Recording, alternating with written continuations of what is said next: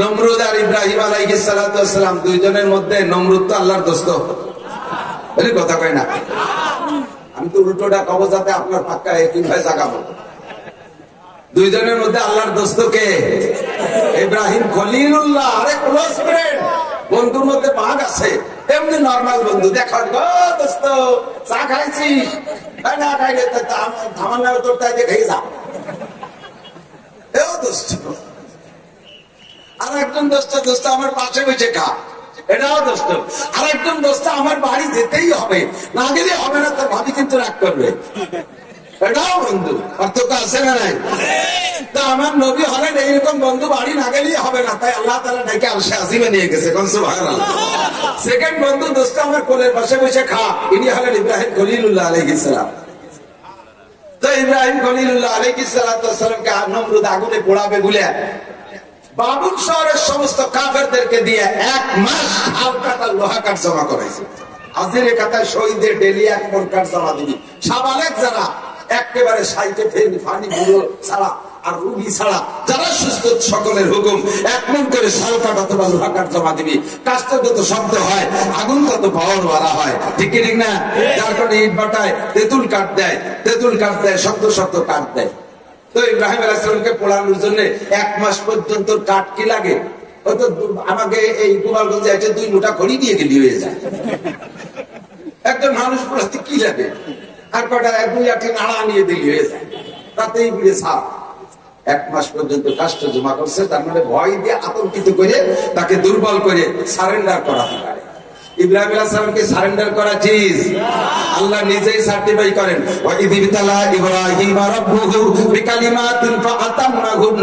আমি আমার ইব্রাহিমের 30টা পরীক্ষা নিয়েছি। কয়টা? 30টা।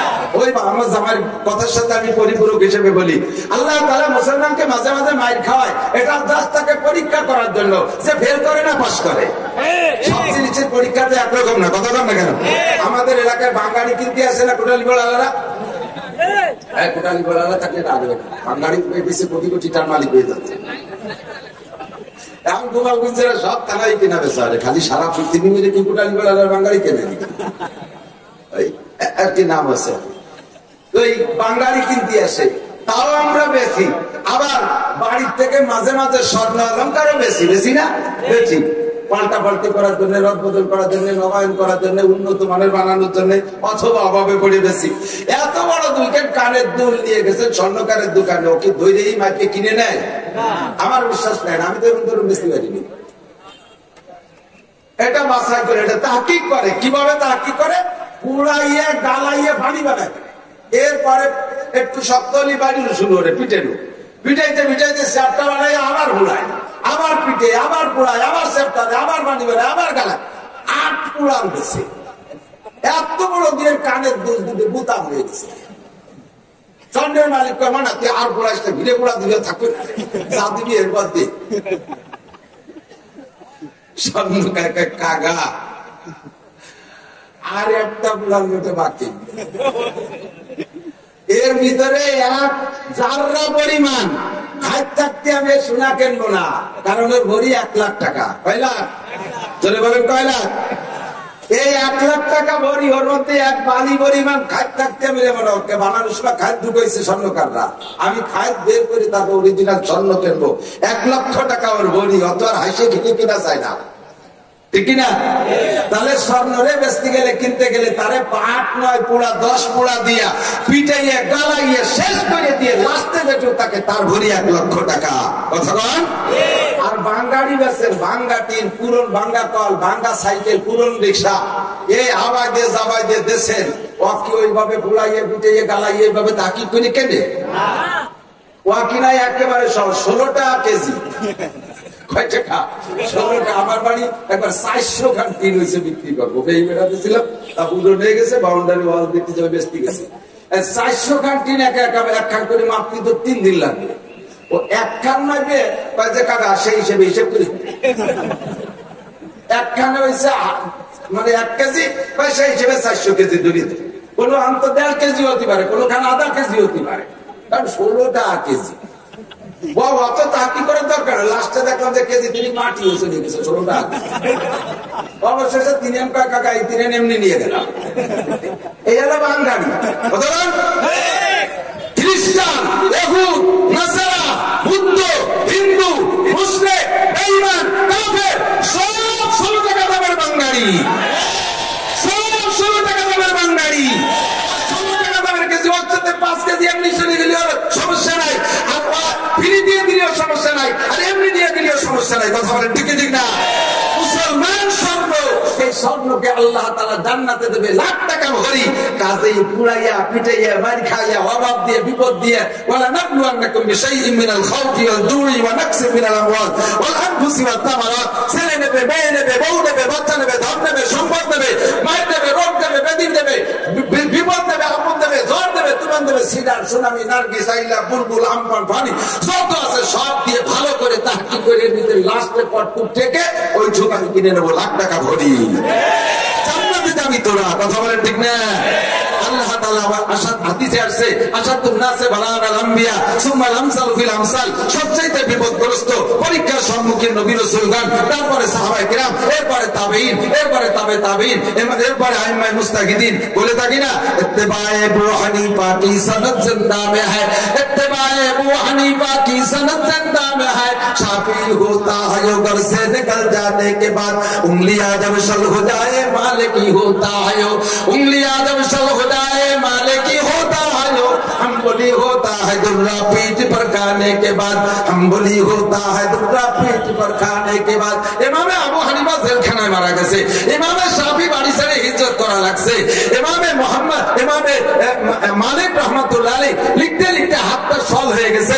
ইমাম আহমদ ইবনে হাম্বল রাহমাতুল্লাহ আলাইহিকে তৎকালীন বাদশা মুসলমান বাদশা হয়েও একটা মাসালার বিরোধ হওয়ার কারণে গায়ের চামড়া পিটাইয়া চাবুক দিয়ে জীবিত অবস্থায় তারা শহীদ করে দিয়েছে। এসব বুজুর্গ গানের দিন এগুলো উপভোগ করছে। আমরা সেই মিরাজ হিসেবে কিছু মায়ের তো খাবোই, নাকি বলেন? রাজি আছেন না? তবে মারির বিনিময় ইমানটা যেন বিক্রি না করে দেই, মায়েরকে যেন ইমান বিক্রি না করে দেই। আমার ভিতরে মায়ের দিয়ে আল্লাহ তাআলা খাদ্য বের করে আমাকে পিওর 1 লক্ষ টাকা দেবে, সোনা বানাইয়া জান্নাতে দেবে। রাজি আছেন না? ইব্রাহিম আলাইহিস সালাম হার মানা চিজ না, একাই একা আল্লাহর রহমতে দাঁড়িয়ে আছে। আর তারা আগুনের ভিতরে ফেলেও দেশে লম্বা কিসসা সাতটুক আমি বলি। আগুনের ভিতরে যখন ফেলাইছে তখন এই আগুনের বাহিরের থেকে দেখা যাচ্ছে না যে ইব্রাহিম আছে না নাই। বাহিরের সকল তো দর্শকরা আনন্দে ঘুরি উড়াচ্ছে, তারা মনে করছে যে এত বড় আগুনের ভিতরে 1 থেকে 2 মিনিট থাকতে পারে। সেভাবেই কল্পনা। ইব্রাহিম আলাইহিস সালাম আগুনে পড়ার আগে ভাবেন নাই যে আগুনে আমি পুড়বো না। ওনার বিশ্বাস পড়ার সাথে সাথে পুড়ে ছাই হয়ে আমি ভেস্তে চলে যাব, কিন্তু পড়ার পরে ভেস্তে ও জায়গা যায় না, এই আগুনকে আল্লাহ তাআলা ভেস্তে বানায় দিয়েছে। সুবহানাল্লাহ, আল্লাহু আকবার। এরপরে এই আগুন তো জ্বলতেই তালে আছে, ফেরেশতারাও স্লোগান দিচ্ছে, বাহিরের থেকে অনেক কাফেররাও মনে মনে কষ্ট পাচ্ছে যে কাজটা করলাম কি, একটা কুত্তর বাচ্চা আগুনে পড়লে তাই সহ্য হয় না। আর যদিও আমাদের বিরোধী দল, তবুও তো মানুষ, তো তারাও অনেকে কষ্ট পাচ্ছে। এর মধ্যে একটা ব্যাং এসে, আল্লাহ আমি কি আগুন নিভে দেবো? তুমি কি বলো, অনুমতি দাও। ব্যাংক না, ব্যাং, একটা ব্যাং। ব্যাং রে আল্লাহ কয় যে তোর কাছে দমকল আছে, ফায়ার সার্ভিস আছে, তোর কাছে কি আছে? তুই আগুনে চেয়ারও দিয়েছি, ওর কাছে যেতে পারবি?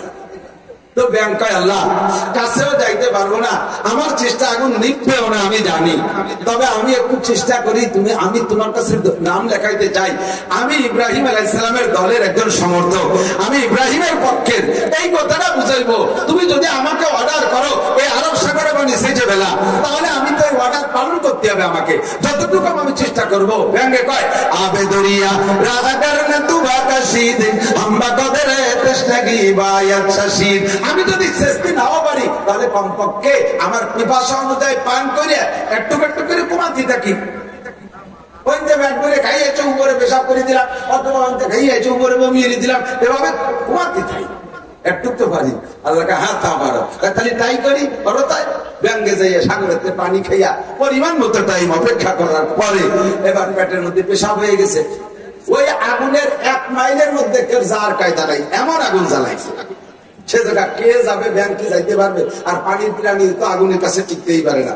ও যতদূর যা সম্ভব অতদূর যাইয়া পা উঁচু করে 3 বার পেশাব করে দিচ্ছে। একেবারে কসম দিয়ে বললে মিথ্যে হবে না যে ওই পেশাব আগুনের ডান ধারে বোঝাইনি।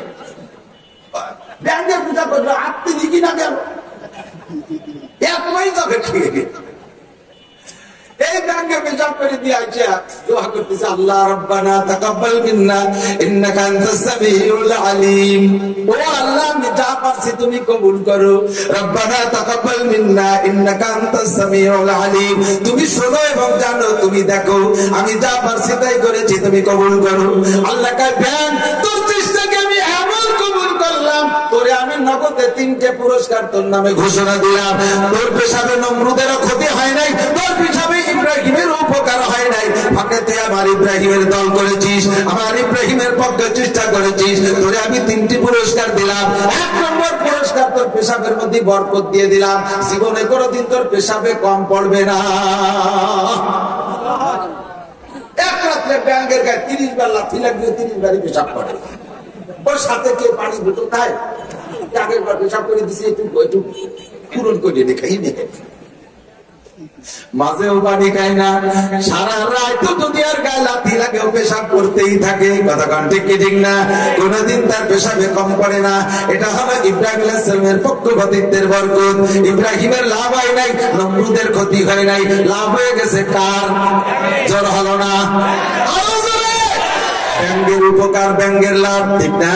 2 নম্বর পুরস্কার হলো, ও ব্যাংক আশরাফুল মাখলুকাত মানুষ, মানুষের পেশাব না পাক, যত বড় পীর আর ওলি আর বুজুর্গ হোক না কেন, পেশাব তার পেশাব পাক না না পাক? কথা কয় না? সদস্যের পেশাব পাক না না পাক? সরগুনার পেশাবের পেশাব না পাক না না পাক? হ্যাঁ, সব ওলি বুজুর্গ সবার পেশাব না পাক, সাহাবাদের পেশাব না পাক। কিন্তু ব্যাংকে কয়, তোর পেশাবরা আমি পাক ঘোষণা দিলাম। রাতের বেলা ব্যাংকে লাথি লাগুক আর দিনে লাথি লাগুক, ব্যাংকে যদি গায়ে আর কাপড়ে পেশাব কইরা দেয়, ওই পেশাব দোয়া লাগে না, ওই কাপড় দোয়া লাগে না, ও জুবানায় নামাজ পড়বেন, নামাজ হবে। ও ব্যাংক তোরে আমি এতটুকের কারণে পুরস্কার দিলাম, আমার ইব্রাহিমের দল করেছিস, তোর 2 নম্বর পুরস্কার, তোর পেশাব পাক। 3 নম্বর পুরস্কার, এই ব্যাংকে ক্ষতি করে না এমন একটা ব্যাংকে যদি কেউ অনার্থক মারো, তাতে যে গুনাহ হবে, ওই গুনাহ মোচনের জন্য একটা খাসি কাফারা দিয়ে দিতে হবে। তোর দাম একটা খাসি সমতুল্য কইরা দিলাম। কি বলা হয়, তুমি তোমার চেষ্টা করেছো আমার ইব্রাহিমের পক্ষে, কাজেই আমার ইব্রাহিমের উপকার হোক আর না হোক, নমরুদের ক্ষতি হোক আর না হোক, ও ব্যাংক তোমার 3 পুরস্কার বহাল থাকবে। আমি এখান থেকে স্লোগান দেব, আমার স্কুল কলেজ ইউনিভার্সিটির যুবকরা, আমার কৃষক পাবলিক প্রাণ প্রিয় গোপালগঞ্জের যুবকরা, যখনই কোনো ডাক আসবে, স্লোগান আসবে আর মিছিল আসবে, যখনই ইসলামের পক্ষে ডাক আসবে, আমরা এখান থেকে ডাকে সাড়া দিব। আমার এই যদি সে থেকে উপকার নাও হয়, আমার দাম আল্লাহর কাছে বাড়বে, সন্দেহ আছে? বলেন আছে? ইনশাআল্লাহ আমরা শরীক থাকবো তো ইনশাআল্লাহ। আত্মসমালোচনা, আমি বলতে চাইছি আত্মসমালোচনা। আমরা বর্তমানে সব বক্তাদেরকে শুনতেছি সূরা আলাম তারা পড়িয়া আল্লাহরে ভুলছে বাড়ি, আল্লাহর প্রতি, আল্লাহ তুমি কি সে আলাম তারা শুনলো? আমল বাদ শুনি। আমার এক ভগ্নি করতেছিল, পাবলিক বগ্নিপতি, মোটামুটি মোল্লা মুন্সি, গ্রাম্য মসজিদে তারাবির নামাজ পড়ায়, উক্তীয় নামাজ জুমার নামাজও পড়ায়, জুমার নামাজ পড়ায়, তারাবি পড়ায়, উক্তীয় নামাজ পড়ায়, বেশ খানিক দূরে। তো উনার প্রচেষ্টায় ওই এলাকায় বেশ কয়েকটা ছেলে হাফেজ হয়েছে। তারা যখন হাফেজ হয়ে আসছে, এবার উনি বলতেছে মহল্লার মসজিদে যে এবার তারাবি পড়াবে আমাদের হাফেজ অমর, এবার আমাদের মসজিদে তারাবির নামাজ পড়াবে হাফেজ অমর। ওর সাথে সাথে এইরকম এক বুড়ো কয়, কেন তুমি কি সেই শ্লোকটা ভুলে গেছো? তুমি একদিন যে কটা যে পড়াইতে তাকে ভুলে গেছে, বুঝলে ওটাতে পড়াবা। আল্লাহ রে আমরা বলতেছি, আল্লাহ তুমি কি আলাম তারার আমল বাদ দিছো? তয়রা নামাবিল কি তোমার কাছে নাই? আল্লাহকে আমার কাছে তয়রা নামাবিল লাগে না, প্রথম চাষ একটা নমুনা, আমার কাছে ওর চাইতে দ্রুতগামী, ওর চাইতে দ্রুতগামী। আরে চায়না ওনারা বানাইছে, কি বলা হয়, ওই সবচাইতে ক্ষতিকারক বোমারা কি পায়? পারমাণবিক অস্ত্র। আমেরিকার আছে, ইসরায়েলের আছে, তারপর তুরস্কের আছে, ইরানের আছে, চায়না রাশিয়া লাগে আছে, পশ্চিমবঙ্গে আছে। তার একটা দুনিয়া বাইরে দিলে সারা দুনিয়া বলে শেষ হয়ে যায়। আল্লাহ তার চাইতে পাওয়ারওয়ালা, তার চাইতে পাওয়ারওয়ালা ক্ষেপণাস্ত্র আমার কাছে আছে না নাই? কি বলেন তো? আল্লাহু ওয়া ইযা আরাদা শাইআন আন ইয়াকুলা লাহু কুন ফায়াকুন। আমি কুন কম শব্দ ধ্বংস হয়ে যাবে, ঢাকায় রাখতে কেউ পারবে? ধরে বলেন পারবে? আমারে কইলা নবাবিল দে পাম দিও না, আমারে আলম তারা সুরতে ফুটা দিও না। আমি আলম তারার ঘটনা ঘটাইছি কবে? আমি আলম তারার ঘটনা ঘটাইছি কোন সময়? আমার কাবারে পাহারা দেওয়ার জন্য, রক্ষণাবেক্ষণের জন্য। আলম তারার ঘটনা, কইলা নবাবিলের ঘটনা ঘটাইছি তখন দুনিয়ায় নবী নাই, তখন মুহাম্মদ রাসূলুল্লাহ নবী হয়ে আসে নাই, দুনিয়ায় একজন মুসলমান নাই, আমার কাবা পাহারা দেওয়ার কেউ নাই। মক্কার কুরাইশরা তারা 360টি মূর্তি কাবার মধ্যে রাইখা কাবাকে তারা সম্মান করে, কাবারে তারা সম্মান করে, যত্ন করে, আর মূর্তি পূজা করে। তারা মুশরিক, কিন্তু আমার কাবা পাহারাদারি করে বিদায় আমি তাদের পক্ষ নিয়েছি, আমি তাদের পক্ষ নিয়েছি। ইলাফি কুরাইশ দ্বিতীয় সূরার ভিতরে আল্লাহ তাই বলে, তাইরা নবাবিলের ঘটনা ঘটাইছি কেন? কারণ ইলাফি কুরাইশ, ইলাফি মুসলমান না, ইলাফি মুমিন না, ইলাফি পীর মাশায়েখ না, ইলাফি আম্বিয়া না, ইলাফি কুরাইশ। নবীদের খুশি করার জন্য নয়, মুসলমানদের খুশি করার জন্য নয়, পিসাবদের খুশি করার জন্য নয়, এটা করেছি কুরাইশদের খুশি করার জন্য। কারণ কুরাইশরা আমার ঘর পাহারা দেয়, একজন মুসলমানও দুনিয়ায় সে সময় ছিল না, কাজেই আমার ঘর পাহারা দেওয়ার কেউ নাই। এজন্য আমি তৈরা নবাবিল পাঠাইছি। 150 কোটি মুসলমান দুনিয়ায় বেঁচে থাকতে আমি কেন তৈরা নবাবিল পাঠাবো? আমার কাছে তৈরা নবাবিল কামনা করো কেন? আমার কাবা ঘরের দোহাই দিয়া তেলের খনি বেঁচে খাচ্ছ, আমার কাবা ঘরের বরকতে তেল বেঁচে খাইতেছ মধ্যপ্রাচ্যের মুসলিম কান্ট্রি। কথা বল, আমার তেল বেঁচে খাইতেছিস কাবার দোহাইতে, বাইতুল মুকাদ্দাসের দোহাইতে, আমার নবীর দোহাইতে লক্ষ লক্ষ কোটি কোটি টাকার সম্পদ বেঁচে খাইস, আবার আমার কাছে তৈরা নবাবিল চাইস। তোরা মরে সাফ হ, আমার ঘর আমি হেফাজত করবো। তৈরা নবাবিল লাগে, আমার গুণ লাগে, আর যা লাগে তাইতে আমি হেফাজত করবো। ও মুসলমান, যতদিন পর্যন্ত তোরা থাকবি আমার কাছে তৈরা নবাবিল চাইলে এ তৈরা নবাবিল তোদের মাথা ভাঙিয়ে দিতে পারি। ঠিক রাখো, খালি ভাব দেয়, ফিরে দিয়ে দেখ দেশকে রেখে, ফিরে দিয়ে দেন দেশকে রেখে, দুজন মারামারি হবে, একজনে আরেকজনের কেড়ে, আরেকটা দিদি দেশ কেড়ে, আরেকটা দেশ কেড়ে, দিদি দিদি ভাই ছয় বেড়াচ্ছে শেষ, তারপরে দেশ কেড়ে শেষ।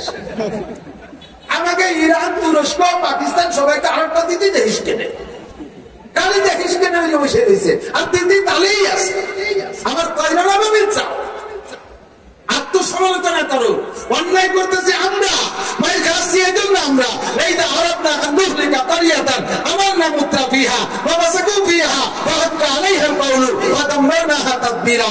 যখন কোন সীমা লঙ্ঘন করে তখন আল্লাহ তাআলা ওই এলাকায় জালেম চাপাইয়া দেয়। এরা সীমা লঙ্ঘন করছে আর জালেমরা জুলুম করে, উভয় দল অন্যায় করার কারণে ফাদাম্মারনাহা তাদবীরা, জাতিকে পুরো ধ্বংস করে দেয়।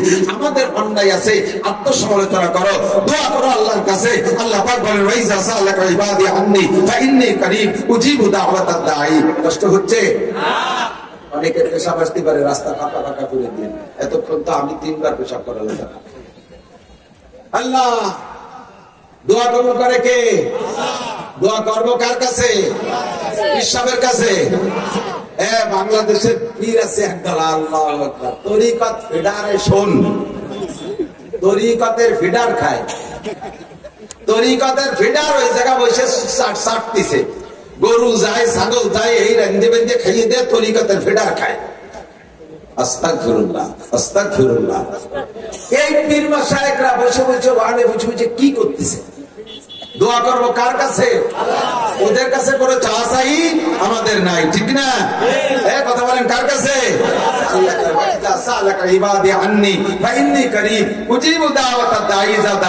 যখন বান্দা আমার কাছে যায়, আমার সম্পর্কে জিজ্ঞেস করে আমি কোথায়, বলে দাও আমি নিকটে আছি।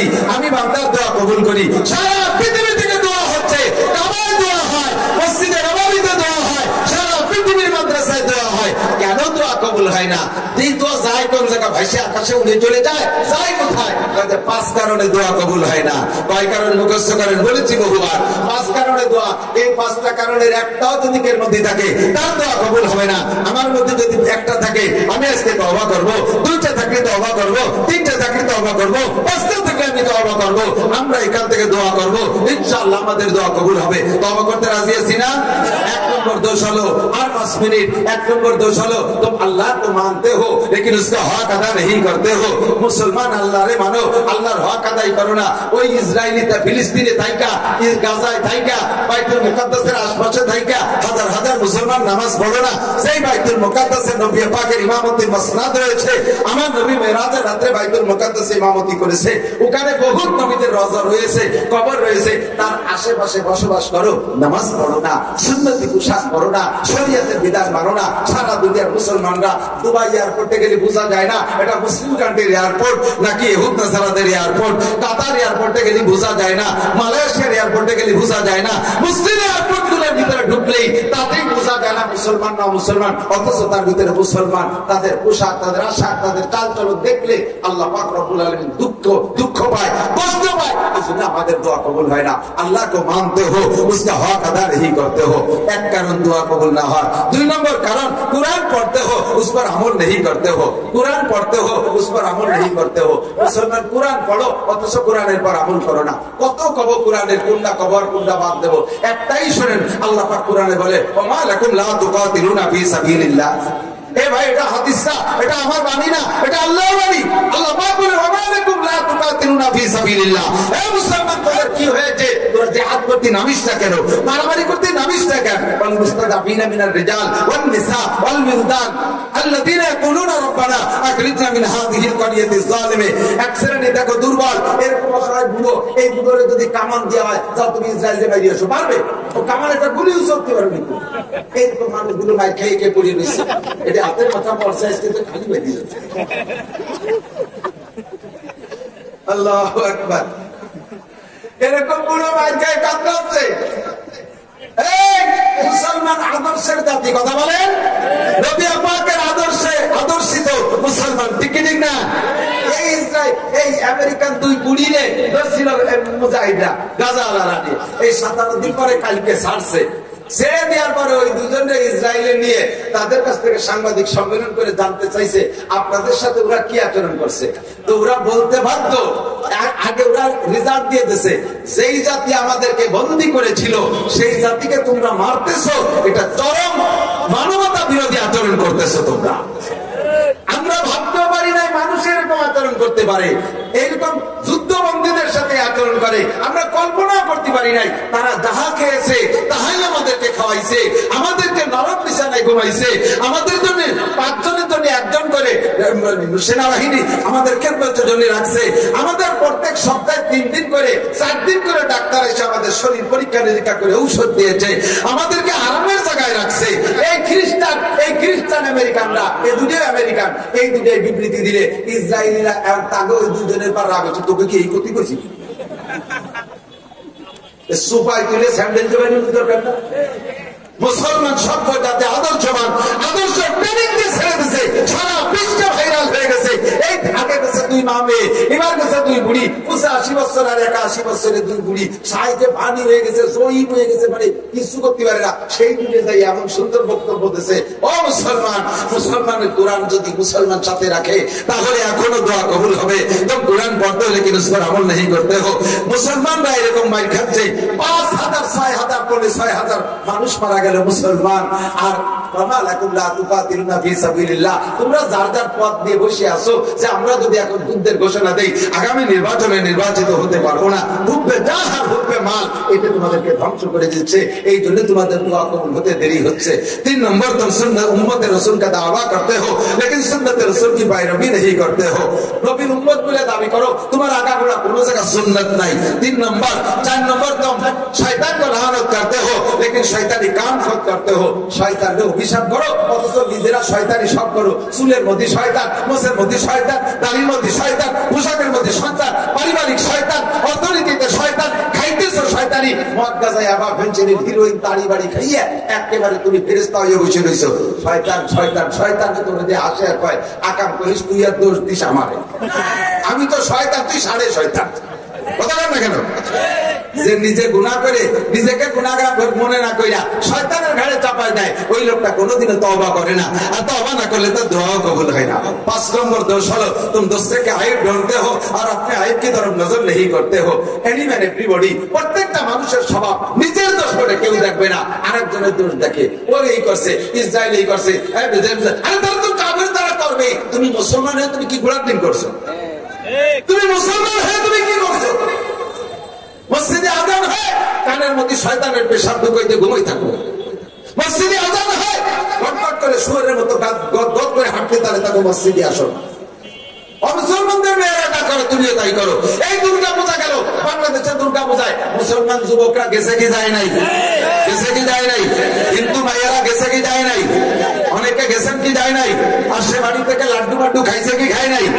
পরে ওদের সাথে এই যুদ্ধ লাগার সাথে সাথে একেবারে প্রথম দিন আমাদের প্রাণ প্রিয় বন্ধু জনাব নরেন্দ্র মোদী এবার আসে ইলিশ মাছ দিবানি, বিস্ময় এসে ইলিশ মাছ ইলিশ দিবানি, পানি দেন নাই যে তুই ইলিশ মাছ পাবে। প্রথম দিন সমর্থন করে বসে রয়েছে। আমেরিকার মতো, আমেরিকার 5টা গোলাম আমার মাননীয় প্রধানমন্ত্রী জননেত্রী শেখ হাসিনা একটু ক্ষুদ্র দেশের মালিক হইয়াও সে আজও পর্যন্ত শক্ত হয়ে বসে রয়েছে যে আমরা ফিলিস্তিনের দলে। কথা বলেন ঠিক না? আমার নেত্রীকে ধন্যবাদ জানাই, বলেন ঠিক না? এখনো ফিলিস্তিনের দলে, মন্ত্রী পরিষদ ফিলিস্তিনের দলে। আর তুমি আমাদের পাশে মুরব্বী হইয়া আমাদের পথে বেলায় তুই একা একা আমেরিকা চলে গেলি। হ্যাঁ, আমেরিকা তোমার ক্ষুধা হয়েছে, আমেরিকা তোমার ক্ষুধা হয়েছে, সে না হলে তুমি বাঁচবে না।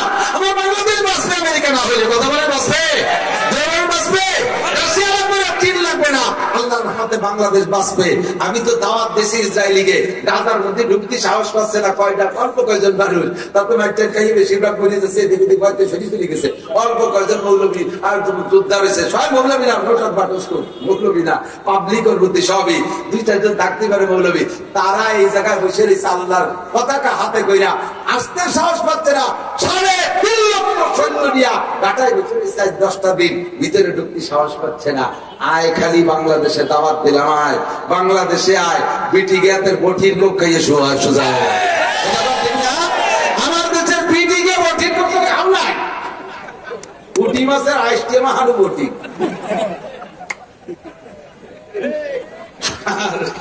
কেড়ালির বাড়ি, বইটের বাড়ি, কেড়ালির বাড়ি আর বটির কোপ। আয় খালি লাইন করে দিক আমার বাংলাদেশের জনগণ ফিলিস্তিনে গাজার বাইতুল মুকাদ্দাসের পক্ষে যাইতে রাজি। ওয়াক্সিনের সাথে তাকবীর হবে। এই হাতের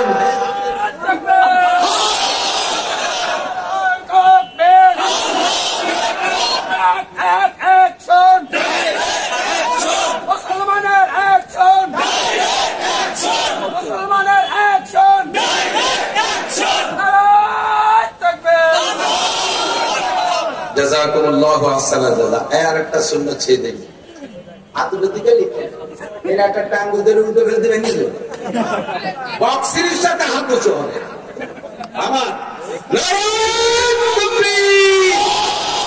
বিশ্বের মুসলিম।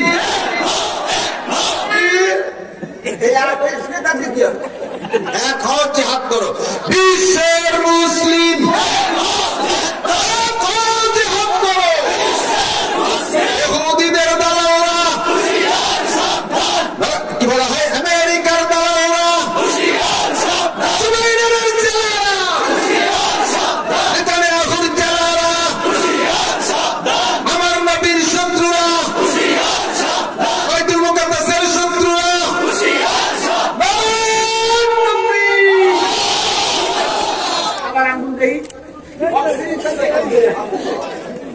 ঠিক আছে, মাশাআল্লাহ, জাযাকুমুল্লাহ।